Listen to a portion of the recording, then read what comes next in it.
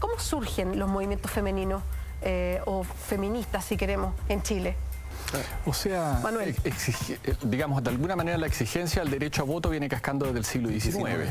Sí. En un primer momento, cuando uno ve las constituciones... Pero nos demoramos harto. No, claro, pero cuando uno nunca... O sea, inicialmente no está explícitamente prohibido el voto femenino. Es tan evidente para todo el mundo que no hace falta fijarlo en la ley. ¿Ya? Eso empieza a ocurrir en la segunda mitad del siglo XIX, cuando unas mujeres intentan inscribirse para ir a votar y le dice, pero ustedes están locas, las mujeres no tienen derecho a voto, se explicita. Y empiezan a formarse movimientos que de alguna u otra manera comienzan a luchar por el derecho a voto a comienzos del siglo XX. ¿Cómo son estos movimientos? Pero a veces es súper ambivalente la relación a esta cuestión. O sea, hay movimientos que son feministas, que están por, qué sé yo, la igualdad en términos de derecho civil, por la igualdad en términos de derechos educacionales, pero siguen considerando que la actividad política es algo más o menos turbio. Y que las mujeres que tienen cierta pureza moral tienen que mantenerse al margen de esta cuestión.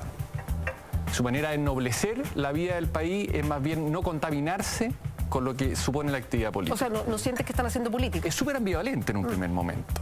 Y en los años 20 empieza a agarrar vuelo el asunto y la mayor presencia de la mujer ya en la sociedad, claro, también. Pero además pasa que los partidos que uno consideraría progresistas, en un primer momento son renuentes a esta cuestión. El primer proyecto de ley para el derecho a voto es de los conservadores. ¿Por qué? Porque el electorado femenino se suponía, y con algo de razón, que estaba bajo el control de la Iglesia, por decirlo así. Es que es súper curioso eso, que los movimientos más progresistas no estaban por el voto femenino porque las mujeres votaban conservador. ¿Hoy día sigue siendo así? Yo he escuchado harto eso, que las mujeres... Pero ha cambiado, si uno ve el respaldo a Bachelet, yo te diría que hay un voto femenino con solidaridad de género muy potente. Entonces uno no podría decir que las mujeres al día de hoy, por lo menos en las últimas elecciones, hayan estado inclinándose mayoritariamente a la derecha. Manuel, pero volviendo a esta emancipación femenina o movimiento de emancipación femenina, el MEMS, que es como el que uno tiene en la cabeza, sí. ¿Cómo surge? ¿Cómo surgen estos movimientos?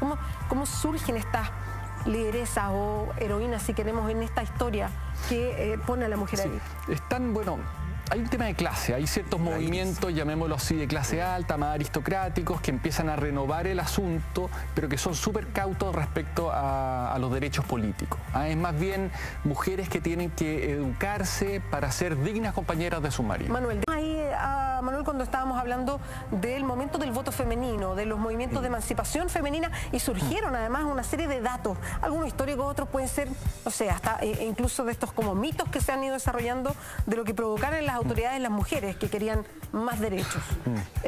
Sí, Rafael, tú algo nos contabas. Sí, que estaba diciendo que no porque las mujeres no votaran, que es lo más importante probablemente de los derechos ciudadanos, dejaban de participar en política. Entonces, Perdón, ¿y cómo participaban? Participaban porque se abren hacia fines del siglo XIX, particularmente en la época de Balmaceda, que es la interpretación que yo tengo, se abren nuevas formas de hacer política, particularmente el viaje del presidente. Entonces, el viaje del presidente que está en campaña permanente y viaja por Chile en tren o en vapor. Y en cada lugar que llega, como debe ocurrir ahora, se le organizan actos y todo lo demás, y en donde va todo el pueblo. Y van, por supuesto, los hombres que tienen derecho a voto, pero van los niños, las escuelas, los bomberos. Sí, Rafael, tú algo nos contabas. Sí, que estaba diciendo que no porque las mujeres no votaran, que es lo más importante probablemente de los derechos ciudadanos, dejaban de participar en política. Entonces, Perdón, ¿y cómo participaban? Participaban porque se abren hacia fines del siglo XIX, particularmente en la época de Balmaceda, que es la interpretación que yo tengo, se abren nuevas formas de hacer política, particularmente el viaje del presidente. Entonces, el viaje del presidente que está en campaña permanente y viaja por Chile en tren o en vapor. Y en cada lugar que llega, como debe ocurrir ahora, se le organizan actos y todo lo demás, y en donde va todo el pueblo.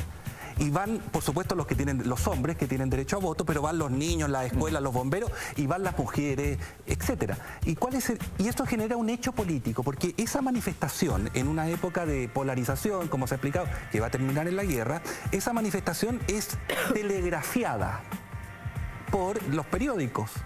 Es cierto que llevan corresponsales, uno los puede leer. Y entonces, grandes aplausos, todo el pueblo. En cambio, la oposición, pifia, nadie lo recibió. Y en la medida en que hay mujeres, hay masa. Y ya entonces es una política en donde la presencia de estas personas, sean mujeres u hombres, voten o no voten, resulta importante. Y esa es una forma a mi juicio, de participar en la vida, de influir en la vida política, como termina ocurriendo, porque Balmaceda pierde la guerra civil antes de pelear una batalla. Ya el hecho de que se rebelara, se sublevara la armada, quiere decir que en términos de opinión pública, que fue la gran guerra, en términos de opinión pública, si Balmaceda era lo que era, el dictador que decía la oposición, o era el presidente, ya la había perdido, con campañas de prensa en donde se inventaban cosas para desprestigiar al presidente. Por supuesto que estoy hablando del siglo XIX. Ahora, para complementarlo de... Pero tú dices, estas cosas no ocurren ahora. Que para complementarlo de Rafael, en realidad como de la década de 1860 viene cascando una especie de cultura de la movilización política.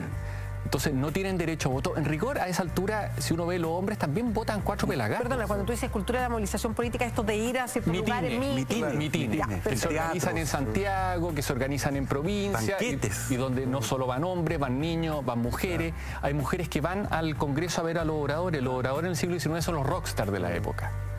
Y van las mujeres, entonces se empiezan a interiorizar de una manera súper restringida en términos sociales. Hay mujeres de clase alta que tienen salones, son articuladoras políticas, tertulias, juntan gente de oposición, adelantan la carrera política de sus maridos. Articuladoras políticas. Son articuladoras políticas. Claro, juntando a uno y otro. Porque es el espacio donde se juntan los enemigos, en cierta forma. Ahora, todo esto en una élite. No, una élite, pero en el fondo inciden políticamente. Pero, atención, o sea, estoy de acuerdo con lo que están planteando. Bueno, una digresión, en temas como esto aquí debería estar Alejandra Araya, Alejandra Brito, Margarita Iglesias, Pía Montalva, historiadoras brillantes que se han especializado en temas de género y en temas de movimientos feministas. Tome nota. Tome nota la machocracia. Machocracia. Pero además de la digresión, enfatizar que a propósito de lo que señalaba Manuel, digamos, cuando el espacio público se abre de una u otra manera a la participación política y a la participación popular, y aquí estoy pensando en los motines, el motín de 1878, de 1886, en el de 1903 en Valparaíso, 1905 de la carne acá en Santiago. No solamente hay varones, sino que también, como decía Rafael, hay niños y también hay mujeres, muchísimas mujeres participando activamente de revueltas populares, donde de una otra manera lo que se está expresando, se está manifestando, son los problemas de la subsistencia, que son problemas políticos en última instancia. Por lo tanto, más allá de la participación de las mujeres de la élite, las mujeres del mundo popular también están teniendo un protagonismo muy activo en este tipo de movimientos. Uno ve las fotos, por ejemplo, de los viajes de Balmaceda, en donde aparecen mujeres, claramente, haciendo, digamos, vitoreando o pifiando, o qué sé yo. Bueno, en las huelgas del año, la gran huelga del año 1890, también mujer, acompañando ahí a su hombre, etcétera. O sea, lo que pasa es que la historia que nos han enseñado, y que lamentablemente, diría yo, todavía se sigue enseñando, quizás dónde, pero en Chile, creo, en algunos lugares, claro, deja a la mujer, a los niños, al que no tenga banda presidencial, me explico lo que quiero decir, lo dejan fuera de la historia. Estos mismos héroes. Nadie nace héroe, pero muestran a Arturo Prat como si fuera un no humano. Entonces, un niño y quieren que un niño entienda por qué hizo lo que hizo. ¿Por qué un niño va a entender lo que hace una persona que es un héroe? Pues es héroe. Entonces aparece una historia tan ficticia que al final no explica absolutamente nada, y en donde se da la curiosidad que en Chile la gente sabe más de Arturo Prat y la Carmela Carvajal de Prat que de todo el resto casi de la historia de Chile del siglo XIX. Sí. Ahora, entonces el punto sería, ¿quién ha construido eso? Hay un libro de William Seiter, El Santo Laico, ¿cierto? No, Santo Secular. Santo Secular. De cómo se construye la imagen heroica de los héroes. Y que al final es un tema de poder también, porque si tú dominas de alguna forma la historia e impones tus modelos, en el fondo vas a imponer hacia el futuro. Además, por eso es tan importante el tema. Con el tema de Prat hacemos la historia del que perdió, no del que ganó. Claro. Carlos Conde es el que nos da la victoria. O hay otros héroes más populares, claro, como Eleuterio Ramírez. Claro. Pero que es un suboficial del ejército y que muere tan heroicamente como Prat. Pero ¿dónde está Eleuterio Ramírez? En una calle. Claro, la calle es mía. Sí, yo iba a mencionar lo mismo, está en la calle.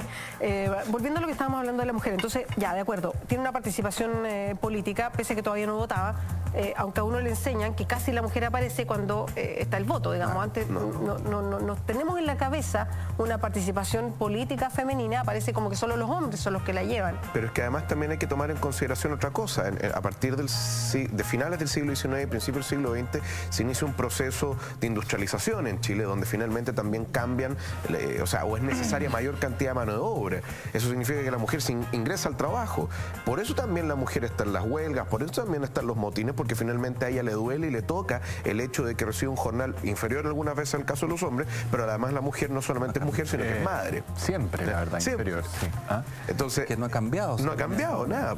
Entonces, finalmente, lo que a pocos saben, digamos, lo poco se estudia, es que finalmente la idea del pago con fichas en las pulperías es como de las salitreras, pero es mentira. En las fábricas también pagaban con fichas, porque el dueño de la fábrica tenía una pulpería. Yo tengo esas fichas, de hecho, en la colección que tengo, y efectivamente te pagaban con un vale mercadería. Entonces, finalmente, tú te encuentras con lo siguiente: no tienes derechos políticos o casi ningún derecho político, y además también desde el punto de vista económico tienes que sacrificar tu vida familiar y al mismo tiempo ir a trabajar precisamente para obtener el sustento, ¿no? No es en vano que los gobiernos del régimen pseudo-parlamentario, una de las primeras leyes que hacen es precisamente la ley, o sea, no de las primeras, o sea, el año 17 es la ley de Sala Cuna, ¿no? Que tiene que ver precisamente con el hecho que las mujeres tienen que dejar en algún lugar a sus hijos, ¿no? Mientras se van a trabajar. Y hay un requerimiento por parte de la ley de que las empresas que tienen determinada cantidad de trabajadoras mujeres deben tener su sala cuna gratuita para la mujer. Ahora, lamentablemente la legislación social, la primera legislación social en Chile va a fracasar en la medida en que no hay una concepción unitaria y compleja respecto a cómo se tienen que aplicar esas políticas sociales, pero indudablemente las mujeres tienen mucho que decir ahí.